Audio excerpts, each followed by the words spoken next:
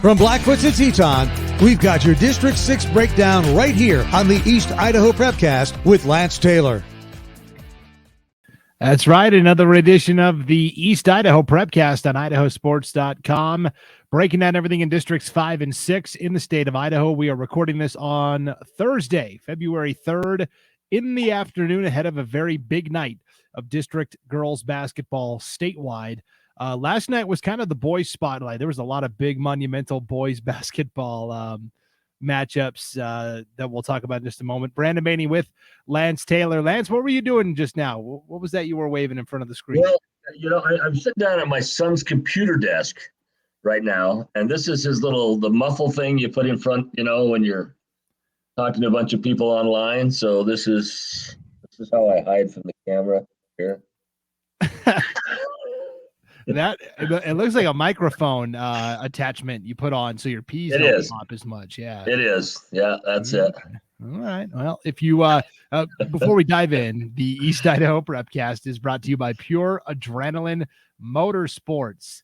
They are your number one source for pulse pounding adrenaline sports apparel and accessories that ensure you have what you need to unleash your inner beast. If you are watching the video version of this Prepcast on the IdahoSports.com YouTube channel or Facebook page, you will see Lance has got some of those awesome sunglasses and also a nice monogrammed, is that plaid flannel? I don't want to speak for your wardrobe. Yeah, it is. Looks good, doesn't it? That's good looking stuff. These are I've named these sunglasses soggles. They're a mix between like goggle size and sunglasses. They are soggles. Next time we're together, I've got you a pair. Yeah, no doubt, for sure. You need those every time because the light in where I'm recording bounces off of my bald head and it probably blinds you. That's right. Every once in a while, I just have to put them on and just to take the edge off. That's all I need is just take the edge off.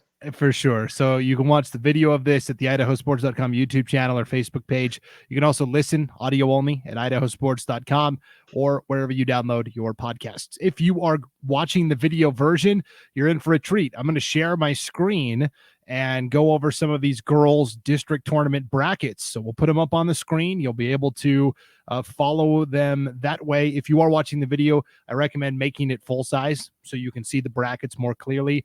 If you're listening audio only, you're like, oh man, I want to see these brackets. What's he talking about? Just go to IdahoSports.com. Right on the homepage, we've got all the district brackets, not just for East Idaho, but North, South, West, all over 5A, all the way down to 1A, D2. So it's right on the homepage at IdahoSports.com. Let's start with the 1A D2s in the Rocky Mountain Conference because they were the very first district to get started, Lance. They actually had their opening round last Saturday, and we kind of teased the bracket a little bit on last week's show. But in the opening round, it was all chalk. Number 1 Rockland beat number 8 Clark County 66-6. Number 4 Mackey over number 5 Water Springs 52-26. Number 2 Leadore over number 7 Grace Lutheran 56-40. Number 3 North Gem over number 6 Showban 58-44. Then earlier this week we had some loser out games. Water Springs beat Clark County 46-6. Showban knocked off Grace Lutheran 54-45. Those two now await the two losers of the semifinals. Let's talk about these semifinals because this is a Final Four that I think is pretty balanced. I mean, Rockland is a heavy favorite, but in terms of Mackey, Leadore, and North Gem, I think all three of them are capable of grabbing that second spot to state. Yeah, they very well could do it. And like we talked about, Rockland is really the team to beat there. The team that has stepped up and had a really good season that I'm really enjoying seeing in those spots is Leadore. That's a team that, boys and girls have been down for quite a number of years. They do have a state championship under their belt, our girls do. But they are, Leadore is a very good team. And I think that second round matchup with North Gem, the next round matchup with North Gem is going to be very good. Yeah, Leadore very quietly has assembled a very quality team, and we'll find out. North Gem was kind of the second fiddle all year, and then Leadore in the final 10 days of the regular season surpassed the Cowgirls. So, yeah, this will be a fun Final Four. Those semifinal games are tomorrow night. So a little Friday night action. That's going to be at Hillcrest High School. The tournament from here on out will be at Hillcrest in Ammon. Let's just move to the 1A D1s. This is a smaller affair, a little more intimate. You've got the opening game tonight. Number 3 Chalice taking on number 2 Grace. Winner gets the undefeated Butte County Pirates Saturday night in the undefeated semifinal. Yeah, I think Grace steps up and wins that game. But this is a very good game and a very good matchup, this Grace Chalice matchup. However, it's kind of the winner to step in and then they let the lion out of the cage, kind of like the old Coliseum matchups and stuff. Right. They're going to go and face Butte, but you got to face them at sometime or another in the tournament. So, and I think that most likely ends up being Grace. I mean, and this is how crazy this is. This is a 1-bid league. So Grace, the defending 1A D1 champions, I wouldn't count them out yet. Butte County, of course, hasn't lost yet this year. If Butte County wins this district, they're going to be the number 1 seed at the 1A D1 Girls State Tournament. But if they're not the number 1 seed at state, they're not at state, period. So it's either a home run or a strikeout here. That's right. That's right. We talked about it last week with the boys, with the 4A down out of District 5. Kind of the same thing here with the girls. The 1A D1 bracket. I think when it gets there, I just think Butte is too tough. I just think they're that good this year, and a potential matchup that I look forward to at state. And again, I'm not trying to get ahead of us, but just thinking of possibilities would be, a Butte Lapway matchup. That would be a lot of fun for sure. Okay, 2As. The big story in the 2A ranks for girls basketball was at the I'm thinking of 3A. Sorry, I'm getting ahead of myself. 2A District 5. They had a play-in game, and by the way, those 1A D1 games are going to be at Thunder Ridge High School in Idaho Falls. The entire tournament will be there at a neutral site. Earlier this week, we had a play-in game for District 5 in the 2A ranks. Bear Lake defeated Malad 54-37, and now we have the opening round, aka the semifinals tonight, because it's a 4-team affair here. Number 1 Soda Springs will play number 4 Bear Lake. Number 2 Aberdeen will play number 3 Westside. Those will be home games for Soda and Aberdeen. I think Soda wins pretty easily. Aberdeen Westside, I think, has the potential to be a coin toss.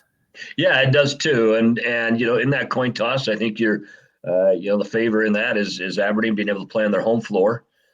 For that, I kind of give the nod over to them. Either team could step up and win that, but the story in my head is still that Soda Springs, they're a top 5 team in the state, and you look at the record and you would say no way. And it's nice to see that the coaches, media, that they have recognized that schedule that Soda Springs played, and put them in this position, but.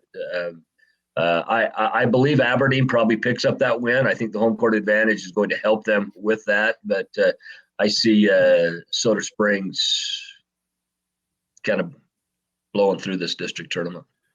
Yeah, I agree. Now, the thing is with Max Prep's rankings, because they have that record right around 500, seeding wise, it'll probably impact them. But I don't think they really care about that. They've gone to state so many years, like 11-9. They've always been. They're not too worried about it.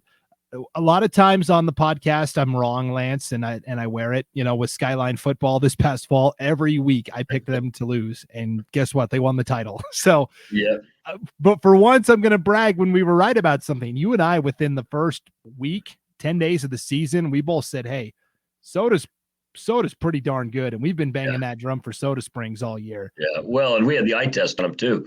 I had the opportunity to see them twice. And I knew, this is this is a very, very good team that would probably go to state, would probably make it to the state tournament, maybe even up through 4A. They're really good for sure at the 3A level, but they're very good team. And again, a lot of he's been there a long time. He knows what he's doing. A legendary coach for sure, and a lot of underclassmen, so they're not going anywhere anytime soon. They're going to be around. Coach Svanevelt and I, we played against each other in high school. He went to Preston, I went to Malad. That's back when we used to play each other all the time, but he's been a Soda for so many years and just done a great job. To them, it won't matter who they play the first round. the team that'll get messed over with that ranking in the first round is not going to be Soda. It's going to be whoever has to play Soda. Yes, no doubt. Let's look at the nuclear conference. Ryrie, the top seed, they won their first round game over Salmon this week, the 5 seed, 55-39. West Jefferson defeated Firth, the 3 over the 4, 57-35. And then last night we had our second round game. North Fremont, the 2 seed, got a first round bye. They had to play West J. Now, coming in, I actually thought West J was the better team, and that played out 42-38. It was tight, but now you've got number 3 West Jefferson against number 1 Ryrie. They will meet in I call it the undefeated semifinal. It's not the championship yet, but the winner of that gets into the championship game. That will be Saturday night in Ryrie. Yeah, it will be. And I had actually picked North Fremont to win that game. And so, West Jefferson stepped up, proved me wrong on that. Good for them. They did that. And, of course, down on the lower side, you got, North Fremont and Firth that'll have to meet up now. I think Ryrie goes through this tournament unscathed. But, again, that's my pick. Could be wrong on that, but Ryrie's a very good team. They're a very good team. Yeah, they're really solid. Firth beat Salmon in a loser-out game, 58-36. So now you've got Firth and North Fremont in another loser-out game Saturday night as well. Because we think Ryrie's going to win districts, that second spot to state probably will come down to West J and North Fremont again. That's right. Which spot would you rather be in, Lance? Would you rather be West J, who already got a win and has that confidence? Or would you rather be North Fremont, who suffered the loss and now is motivated and knows that, hey, it's hard to beat the same team twice in a short amount of time? Yeah, it is. I think I would kind of give the nod to North Fremont in that scenario. Obviously, I picked them. They lost, against West J this last time. But I think that momentum, even though West J has it, I think West J ends up coming off of a loss to their game, against Ryrie. I think North Fremont ends up coming off of a win and comes in with that momentum, plus is hungry to pick that win back up against West J. Yeah, that'll be a lot of fun to watch. North Fremont, of course, has to get past Firth first. 3A, the big story, Lance, was I don't know if it's a big upset, but at the District 5 tournament, I mean, American Falls, the 3 seed, not only beat number 2 Marsh Valley, they thumped them pretty good, 59-41. And they will now play number 1 Snake River. The Panthers had a first round bye. Marsh Valley now is a loss away from their season coming to an end. In fact, American Falls had a boys basketball game scheduled for Friday and had to adjust the times a little bit because now that their girls are playing as well, they wanted to make sure that fans could watch both games. Sure. Yeah. Well, in that game, let's see. Will they play Snake tonight? Yeah. Sorry, that's what I meant. There's supposed to be a boys game tonight, and I think they moved it. So gotcha. Gotcha. Yeah. That was actually a shocker to me because Marsh Valley, I have felt, again, if you had that 5'7" and under league, I've always felt that they'd probably win that because they're just big men short of being super competitive, against any team in the state. But having American Falls step up and win that was a big win for American Falls. Again, as we talked about last week, I don't think the second place team from this conference gets into the state tournament, but they very well could. And you've got to at least put yourself in that position to do so. And, for Marsh Valley, they've given themselves the long road back if they want an opportunity to get in. More than likely going to be playing American Falls again on Saturday night. And of course they'll be motivated to perform a little better. That game will be at American Falls if they have to play that game. They lost their home court advantage by losing that first game. So that'll be something to keep an eye on. Yeah. The more we're looking at it, Lance, second place from District 5 has to play second place from District 6 in a regional play-in game. That winner then has to play second place from District 4. And the more I'm looking at it, the more I'm thinking the Teton Timberwolves are going to be at state, Lance. Yeah. Teton, as we move to District 6 now for 3A, the Mountain Rivers Conference, Teton had an impressive win over South Fremont Monday night, 55-44. Now they did play Sugar Salem and lost in the undefeated semifinal, 51-36. they've got to turn around and play South Fremont again tonight in a loser-out game, but I like Teton there.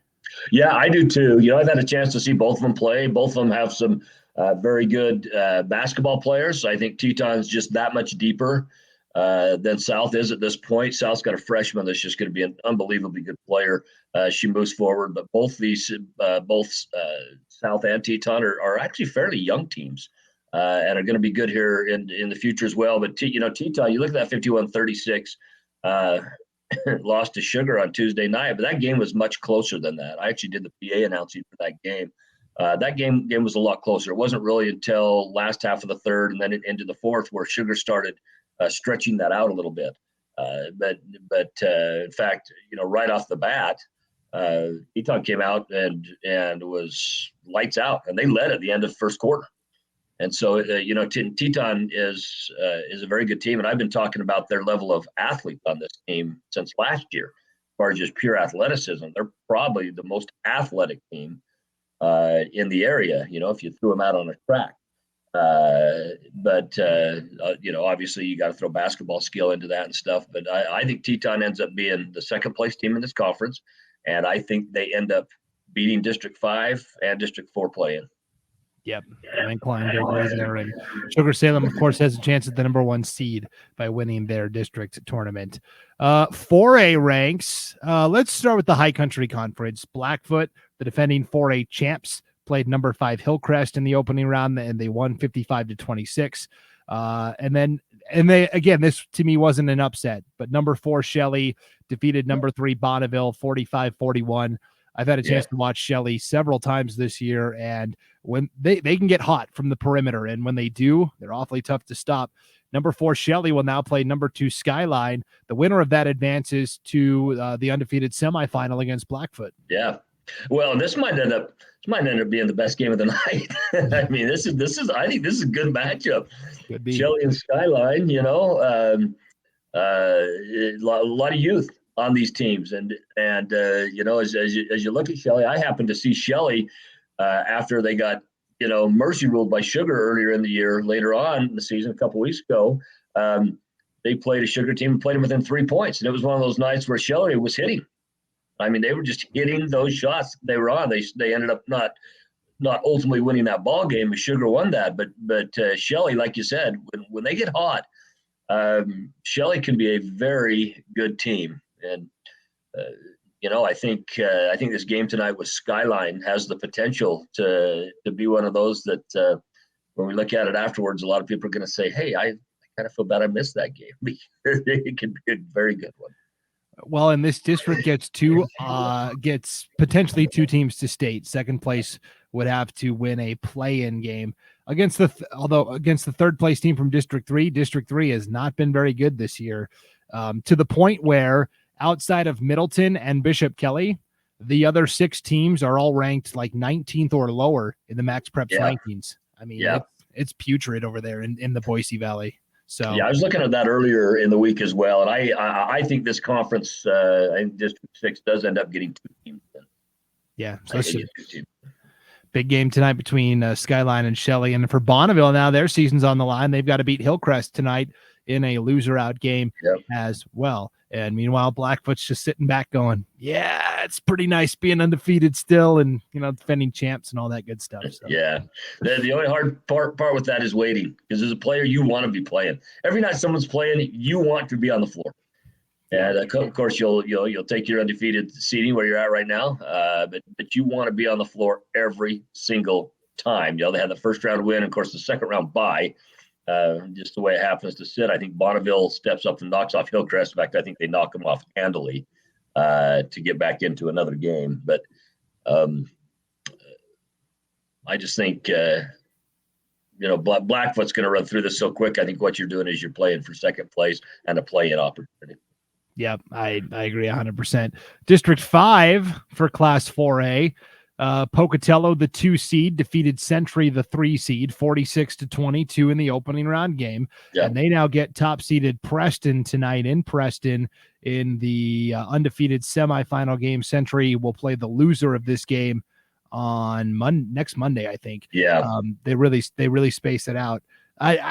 Preston, I've seen Preston now a couple of times, so the eye test tells me that they're pretty good, especially on the defensive end. And for Pocatello, they've been a very nice story this year. Still a little young and still kind of learning how to win, I think, in tight situations. Yeah, I think they are too. Plus, this is a one-bid conference.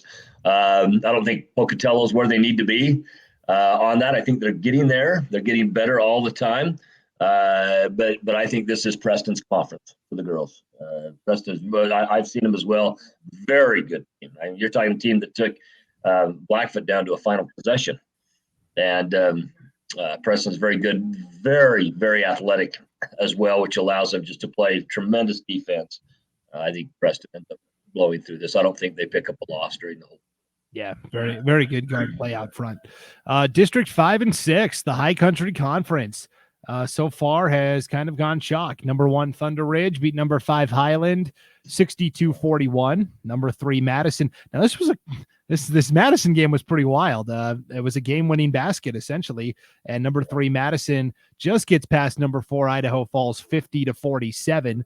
So now you've got number 2, Rigby, who had a first-round bye. They'll play number 3, Madison tonight in Rigby. Winner of that advances to the championship against top-seeded Thunder Ridge. Highland will play Idaho Falls tonight in a loser-out battle, and I think this is a prime spot for Highland, actually, because Idaho Falls just got punched in the gut. Yeah. A game they led at times and thought they had a really good chance to win against Madison, and now they're kind of deflated. The turnaround is very quick, and I think Highland could get them if they're not ready. Yeah, I think they very well could. I think Idaho Falls ends up winning that game, but Highland could very well knock them off. That's a game I wouldn't lay money on a table if I was in Vegas for sure. But I'll tell you, the team that I think has stepped up is the Madison team. That's the team that when you look at the very first of the season, that's the team that had the most amount of room to improve, to be able to improve. And they've done a good job. They've kept their heads somewhat above water during the season. Especially a season that's starting out. And they got a new coach after many years, it looked like they they might not win a game. It was that bad of a start, and for the most part, but Madison has done some good things. Now Rigby, I think, just absolutely takes care of them in no trouble at all, and I think we end up with Rigby and Thunder Ridge when it comes down to it. But kudos to Madison for getting to where they are. Yeah, that was an exciting game earlier this week. So that's a look at what's going on in girls basketball. And again, by the time you're listening to this, a lot of these games probably will have already happened. You're probably going to listen to this Friday or even Saturday. So your best bet is going to be to just check in at IdahoSports.com every night / every morning, because we're updating the district brackets every night, updating the scores and the schedules. And so really just make it part of your daily routine, IdahoSports.com.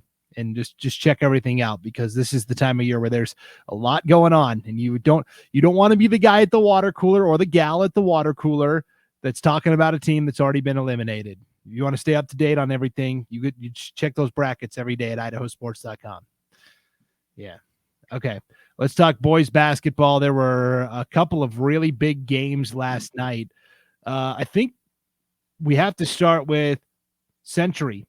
The Century boys won the league outright. They still have a game to play in their conference schedule, but they're already 2 games up in the loss column. They're undefeated, 3-0. And again, they ran past Pocatello for the second time this year by a final of 55-31. This Diamondbacks team, there's a lot of people around the state, I think, that are hoping, as crazy as this sounds, I think they're hoping that Pocatello is the team that gets to state, because Preston's got the tradition and Century's got the impact playmaker in Isaiah Harwell.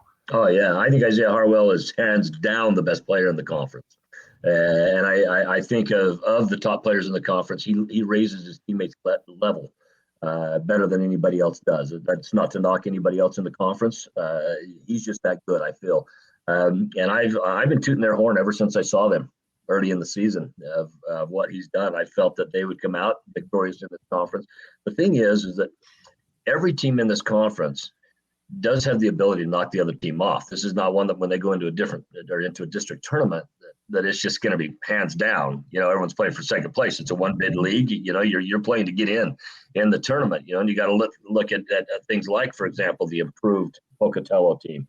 And if Century runs the table during the regular season, like I said, they've got another game. But if they run that table, are they going to be able to beat those teams now a third time and a fourth time? Things like that. And then you have Preston that has experience, has that. They're just kind of like the. I don't even know how to say it. They're essentially kind of the grandfathers of the league in the sense of they know what it takes to get there. They're the wisest of the group. So that's actually a district tournament that it is so unfortunate that all three of those teams are not going to be at state. Yeah, only one gets to go to state. And for the Pocatello schools, Pocatello and Century, they had two big goals, the two of them together. Somebody get the number 1 seed, so that's one less game that we have to play. Century did that. Second thing, make sure Preston finishes third, because that is such a huge advantage to make Preston come up to Pocatello. It is hard. Right. It is hard to go to Preston and get a win. The atmosphere, the history, all of that stuff. And now Preston is kind of locked into third place. I mean, they're 0-3 in conference play. Yeah. They have one more game left, but I don't know. It's going to be tough for Preston. If they get back to state, they will have definitely earned it. I'll say that. Yeah. I think Preston has the toughest road to get back to state of these three teams. I think just to play that out. And then I think that, the Indians are looking at, or pardon me, the Thunder now. Right. Don't want to call the Preston Indians, the Pocatello Indians. But Pocatello is looking at it and say, man, we would love to get into that tournament. They're kind of the come latelys, and they've really improved. They're doing very well. But I think going into this, Century feels like, guys, this is ours to lose. We've got to get to state. And I think Century feels if they get through this upcoming district tournament, that they've got a legitimate shot at winning it. I agree. They've got Ryan Frost, who is one of the best coaches. Oh, it's fantastic. All of them are very well coached. I think Tyler Jones is the best coach in the state at any level. But as far as just straight coaching ability and his ability to adjust to the talent that he has and stuff, but Frost is a great coach, and so Century just looks good. And they're a team. Oftentimes when you have a player like a Harwell, you see someone that just goes out, it's all about them, jacking it up. Harwell's not that way. He gets his points in the team system. He's very, very good, and he makes those around him better as well. Yeah, I was talking to Scott Gross, the longtime radio play-by-play man for the Pocatello High Schools, and because I haven't had a chance to watch Century play this year, so I kind of was asking him, hey, what's the deal with Century? Are they for real? And he goes, oh, yeah, they are. And as we're talking, he said, you know why Ryan Frost is the best coach in the conference? And I said, why? And he said, because he has the best assistant coaches in the conference, and not just in the conference, but the state. Don Birch, as an assistant coach, is better than a lot of head coaches, a lot of places, I think. Yeah, well, they've got a lot of that advantage, kind of like what Madison has right now. When